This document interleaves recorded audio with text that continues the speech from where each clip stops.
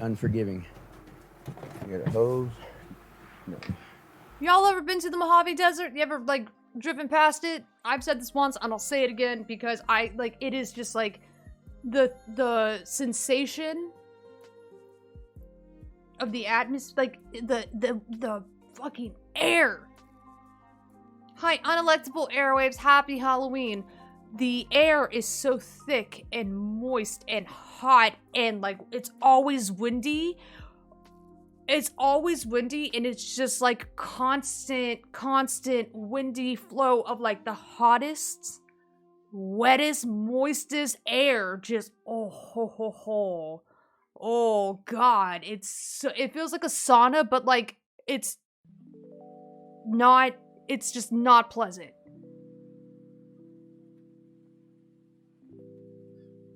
Ominous. We talking about Florida? Close. The Mojave Desert, and I drove through in the summer too, so it was just like, yeah. About 40 miles north of Los Angeles is the city of Lancaster.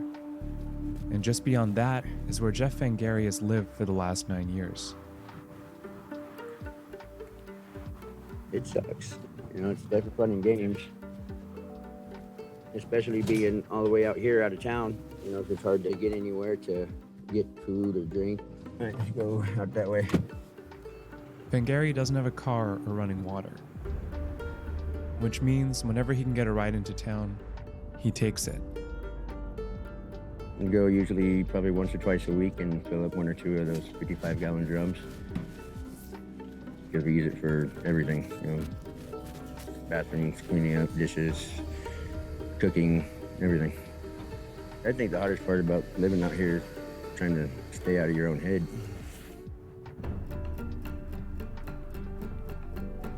It's not like I woke up one day and said, hey, I want to go live in the desert and make life 1,000 times more difficult for myself. Right.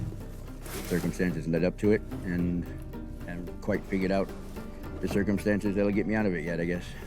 Okay, good enough. Yep. Vangari is homeless, and out here, he's not alone. So driving around this part of the desert, you see encampments in pretty much every direction. Some of them are larger groupings of trailers, and others are individuals out on their own with nobody around. Hundreds of people without homes live in this part of the Mojave Desert, unincorporated land just beyond Avenue G, one of the city limits of Lancaster.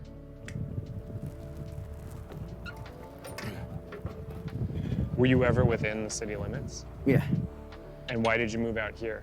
Pretty much told by law enforcement that the only way not to be messed with, i.e. our camps ransacked or bulldozed or even burnt down, it would be to move north of G, which G is that street right there. Law enforcement just treated us like dirt, you know, and they just wanted us out of their city. So you feel like you were really pushed out of a city? Not feel like we were. More than half of all unsheltered people in the U.S. live in California. In LA County, authorities have prioritized crackdowns on encampments and sweeping homeless people off the streets and out of sight. But since they've had little to no success in addressing the root of the problem, encampments just pop up somewhere else. Lancaster is an especially tough place to be unhoused. Homeless people make up 1% of the population, but receive 25% of the city's citations. Huh. The mayor has called homeless people criminals and thugs, and even suggested residents arm themselves in defense. We are not going to look like LA. We are not going to have people parked on the sidewalks.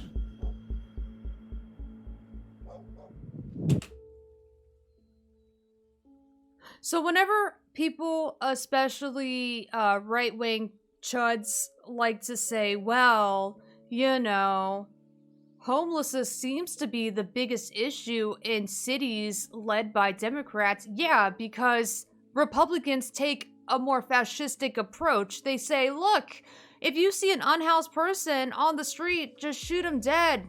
I won't tell anybody. Some justice system we got there. So, yeah, whenever you have Republicans straight the fuck up calling for the extermination of unhoused people, you're gonna see less of them.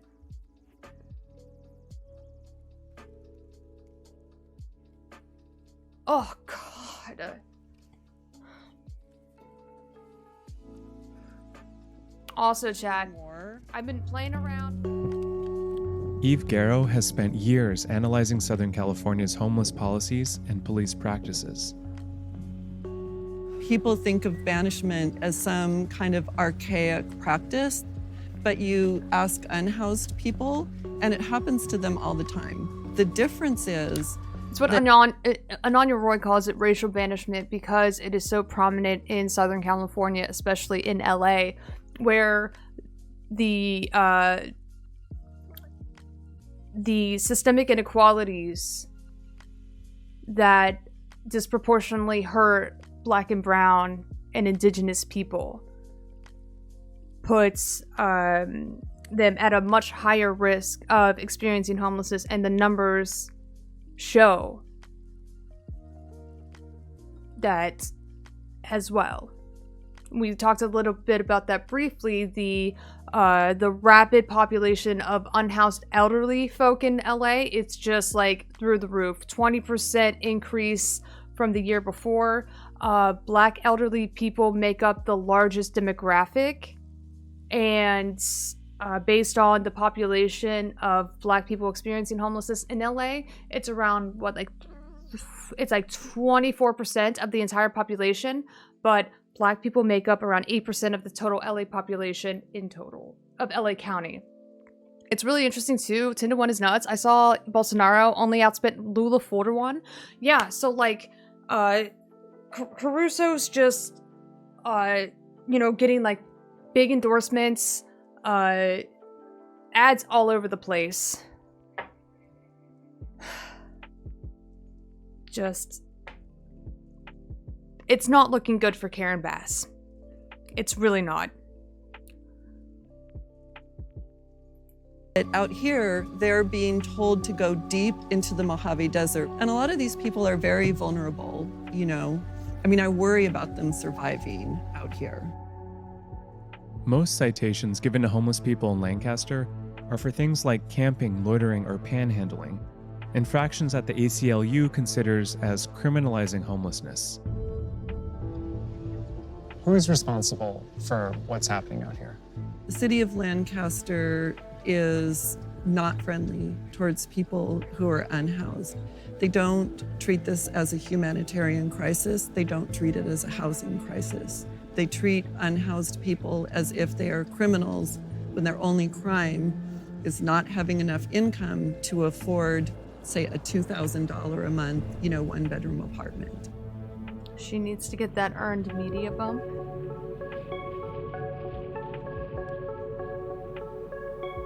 So when they came through with a bulldozer.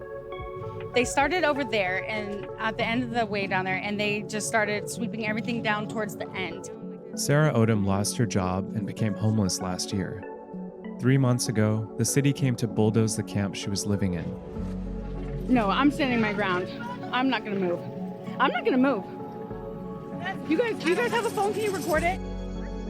So as I'm arguing with public safety and the police, I decided, okay, fine. I grabbed all my stuff together and just threw it over the wall because I was like, I don't want my stuff to get, it's all I kind of pretty much have left. So you didn't want it to get that's all it bulldozed. takes. No. Police still do regular sweeps of the area. Trick-or-treating, by the way. But Oh, what are your kiddos dressed up as?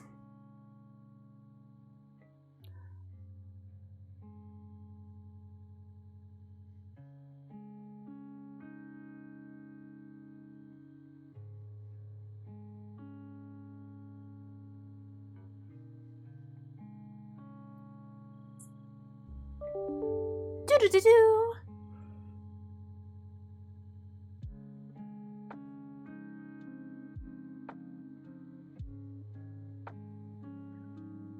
Ananya Roy's opinion, or when Ananya Roy talks about racial banishment, it is the systemic removal or relegation of the impoverished to areas that are outside of the public sphere, where they are no longer functioning as members of society. They are outcasted because of their inability to perform, to produce, to be considered worthy or desirable members of society, and because they are slipping through the cracks, they are experiencing complete and utter destitution. They have been thrown to the wolves, so to speak. They are just completely banished from society altogether, rather than given opportunities to reintegrate, because we do not treat unhoused people like they are humans. Yeah, that's close enough. Ellie is a fox and Iman is a cuphead. Aww.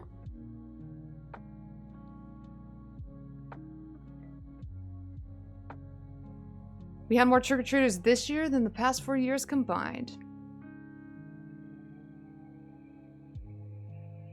Interesting.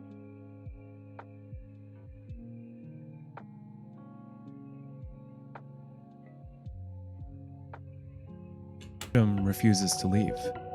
This thing is pretty stripped from everybody kind of using it. Oh, I see. But yeah. you just gotta really get like a good grip on it. And Whoa. yeah. So this is how I try not to waste too much water. California is in a drought. Have you gotten citations? I've gotten illegal camping tickets. I've gotten 4, and I fought them all in court. Because if I say that I'm guilty of illegal camping, it means I'm guilty of a crime. Being homeless is not a crime. So public safety, they're like code enforcement, right? But that's the whole thing. We're seeing state-sanctioned violence against impoverished people, including the poor, that is making homelessness a crime. And making it illegal to be experiencing homelessness in specific places in the city. City Council in LA recently updated their anti-homeless map to include,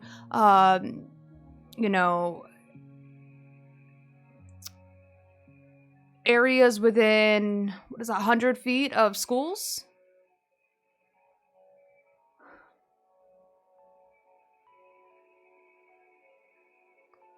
And so, yeah, it becomes increasingly more difficult to exist as an unhoused person in Southern California every single day.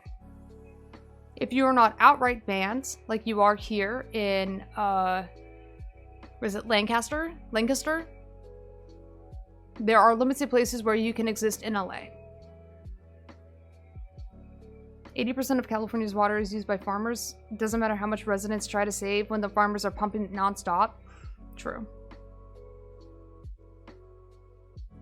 And like water intensive crops too, like fucking almonds and shit.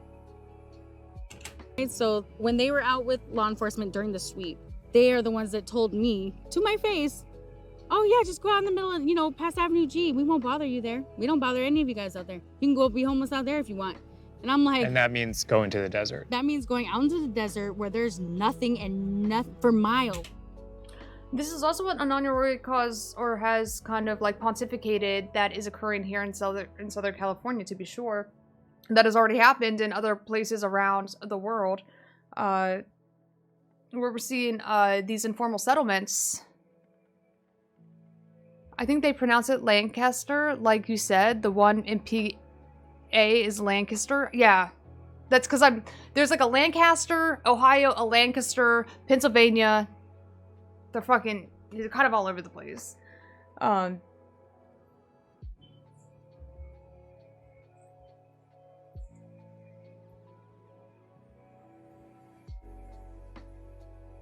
Lancaster. Staying alive while homeless is a crime. Only thing you're free to do is die. Words are hard. It's not even a words are hard argument. Thank you so much. It is that depending on where you are, what region you are located in, the dialect in which pronunciation matters, then you could be saying the same word incorrectly depending on where you are geographically. But thank you. No. I love the whole words are hard blanket statement in response to streamer fucking can't talk. Ugh. Ugh, you're doing a great job, by the way, new Ruru 2.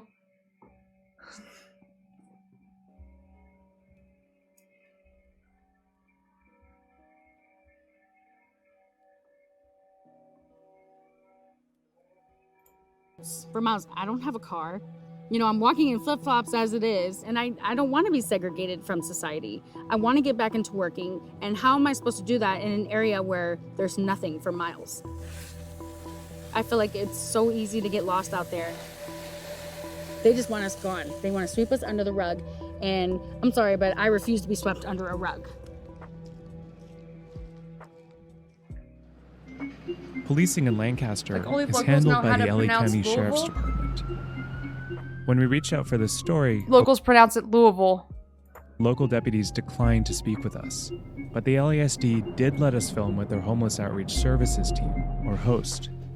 It's a relatively small unit tasked with I connecting mean, you know how homeless to. people. Well, I'm from West Virginia. I'm from West Virginia. I used to be a sports ball fan. West Virginia University used to play Louisville in like whatever. Makes sense. I'm from Ohio. That's why I know. Yeah. Like, that's the only reason why. Yeah. Because it's, you know, within the same... It's regional, for sure.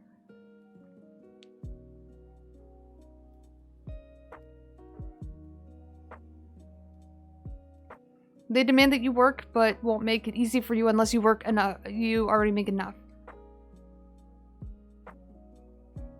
Most people do pronounce it Louisville. Nope, you're not. That's not wrong. You're not out of bounds. To be honest.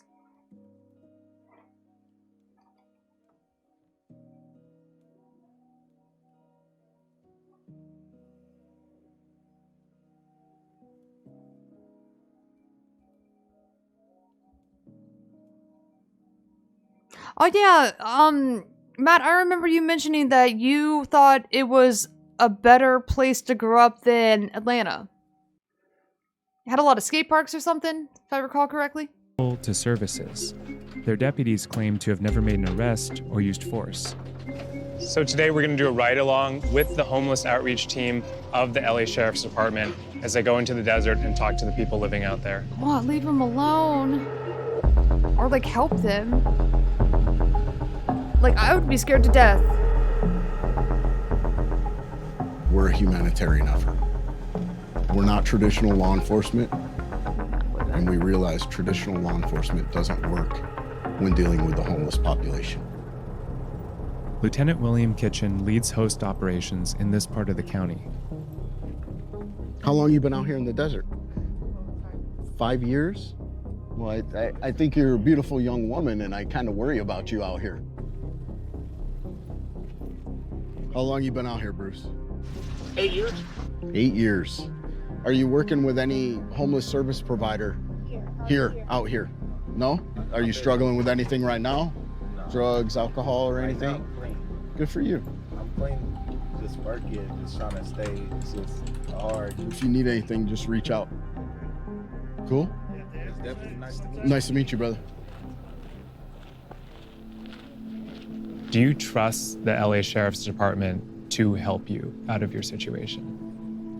It's not so much a trust issue because trust was taken away a long time ago. That's something that's going to take a while to be built. Have you ever seen this team out here before? Not like this. Not like this. What's different about today? Normally it's like trying to get us to do something or follow their rules or try to make something happen, or it's not like, you know, normally like out here to help us or like, you know, check on us. You already pushed this way out here. It's like, how you wouldn't come out here and deal with us too. It's like, where else can we go? And that's the big thing. It's like, what do you do? Where do you go? So when we show up, you were out with us today. Did you feel any tension between the police and the people that were out there? No, but we were also out there with cameras though, so it was hard to tell. Yeah, but we're out there every day. So there's no tension. You know, we bring the services to them where we are, and we just try to make that human connection.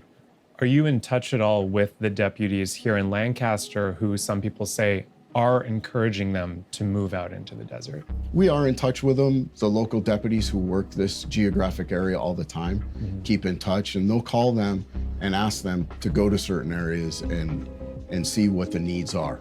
Don't you think, though, that the local deputies could be contributing to the problem if they're advising people, as many homeless people have told us, to go outside of the city limits? Sure, that could be the case. I don't know if the truth to it, or if someone, a deputy sheriff basically said you can't be here based on where they were. Well, people we spoke with who are living out there said, we feel like we've been pushed out here by the LASD. If that is happening by deputy sheriffs, I would highly discourage it. Do you think that the LA Sheriff's Department bears any responsibility for helping make this problem worse in the first place? I think we all have responsibility, whether it be overt or not overt. I think this crisis has exploded. It impacts communities. It impacts every corner of the county.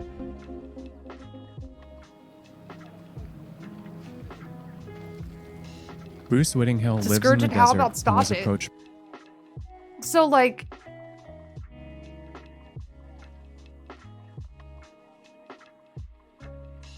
this is the problem with the police state and what they are tasked with doing. In absence of an actual comprehensive policy to get unhoused people housed, you have the state literally outsourcing these responsibilities to the sheriff's department, local police, to respond to any grievances that residents have about the unhoused, and then do the bare minimum in the form of wellness checks, because that's the allocated money that is given to homeless services in LA County.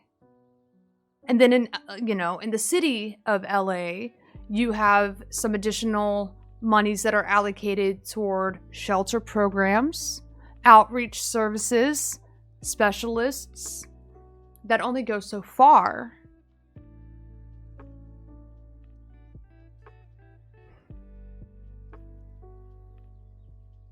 And so whenever the bulk of your homeless services is to give more money to the police so that they can continue to patrol and manage unhoused people, yeah, this is what you're going to get. By host. He agreed to be taken to Lancaster's main shelter complex. Hi, Bruce. Hi. Proud of you, brother.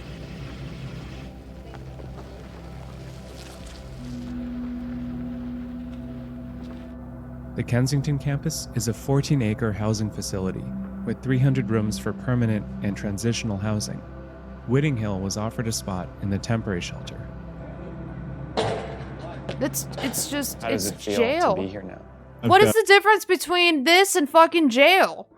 A warehouse shelter in the middle of fucking nowhere? Oh, you got a basketball court? Oh, you got a roof over your head? Oh, you got a cot? That's fucking prison.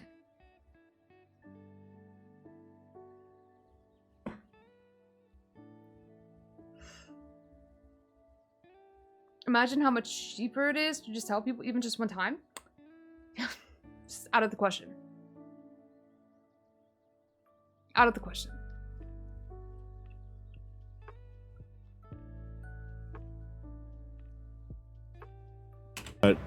Expectations to a certain extent, and I don't feel like I'm being crowded or corralled or anything like that, or forced to be here.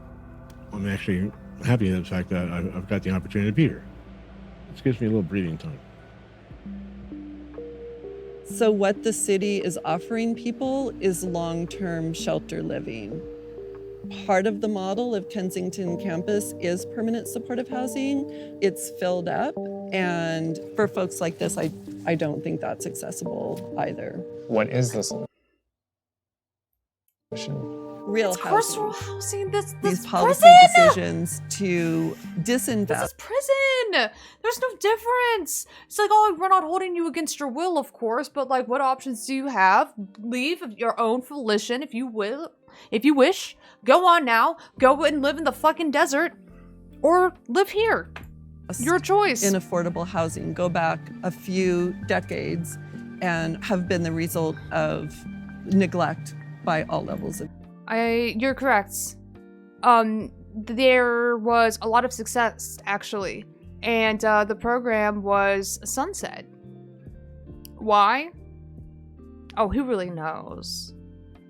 Right, all of a sudden it became too expensive, but what was done in Utah was, you know, a pilot program that was the Housing First model. Permanent supportive housing was given to unhoused people on top of necessary services to help reintegrate them back into society, and it was less costly than maintaining the current housing paradigm with temporary shelter services, emergency services, ER visits, cops, so on and so forth, and you know, going great until something happened and it was shut down. Probably because it was doing so well and it was so sustainable. I bet the Realtors Association started to get a little panicky because, you know, if word were to spread that this Housing First model was not only successful, it was more cost effective, and it put private for-profit landowners and landlords at risk of losing out on their, you know, the big bucks that they get from, you know, forcing people to live on edge and work a job that they hate, a second job that they hate, a third job that they hate in order to keep that roof over their head. Well, you know, that could cut into their money supply.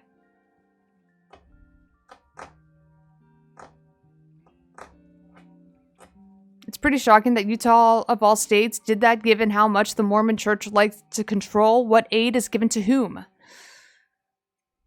We can't just help people. That's communism. Yeah, you gotta let people hit rock bottom, as Jesse Waters says.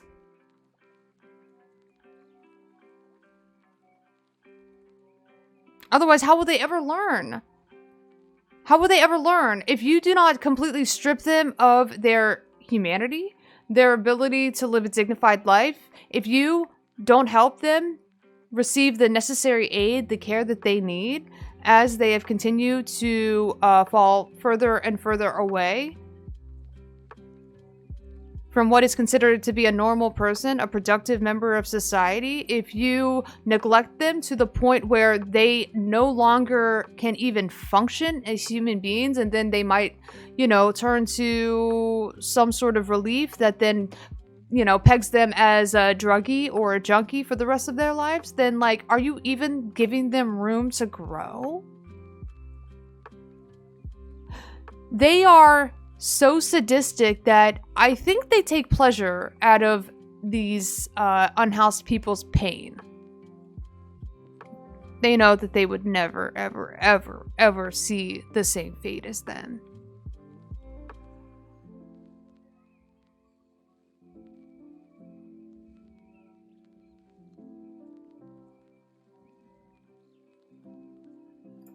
Government outreach and services will not end houselessness. Housing will end houselessness.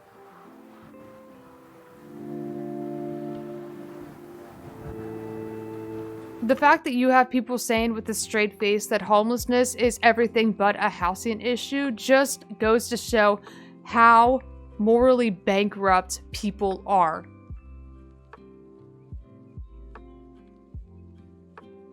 They are out here convincing other people that homelessness is everything but a housing issue. Which is why you have politicians in, say, LA who are offering everything but housing to unhoused people. It's infuriating. What? But again, That one's our you know, it's really hard to even start this dialogue with people who maybe have fallen victim to the propaganda that has been shoved down their throat, and how to think about unhoused people, what opinions to form when it comes to unhoused people, what do unhoused people really deserve. Because you gotta be really gentle whenever you are trying to make people aware of their own biases, of their own prejudice. And I'm not necessarily the best person to do that because, you know, I'm not as gentle.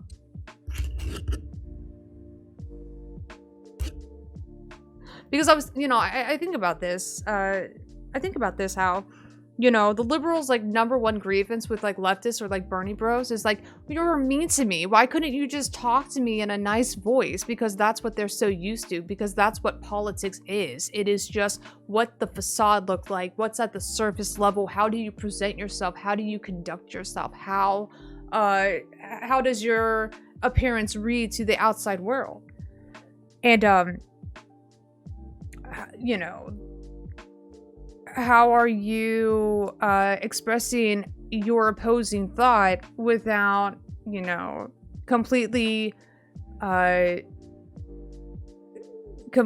wrecking somebody's entire sense of identity or understanding of the world? As if like that is something that we should have to be cognizant of, more so than the people we are advocating for. When we're championing the needs of unhoused people whose needs have been historically neglected by the Democratic Party, it can be really frustrating to have conversations with people who demand that you speak to them in a way that does not break their espoused understanding of the world so much that they just shut down and go into defense mode.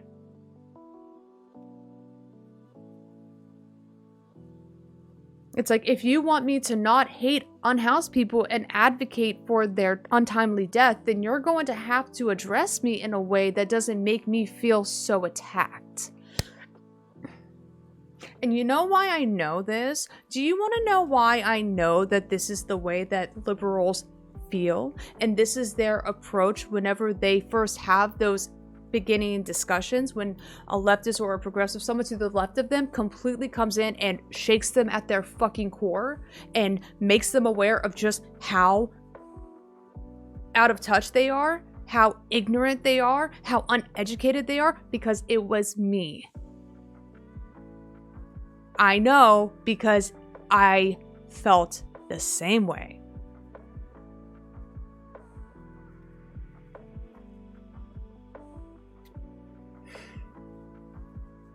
And I still catch myself like trying to like police myself because, you know, I do know that it's how you feel whenever you become aware of just how fucking stupid you look. It sucks. That sucks. It sucks. It sucks. It sucks. I cringe whenever I think about it.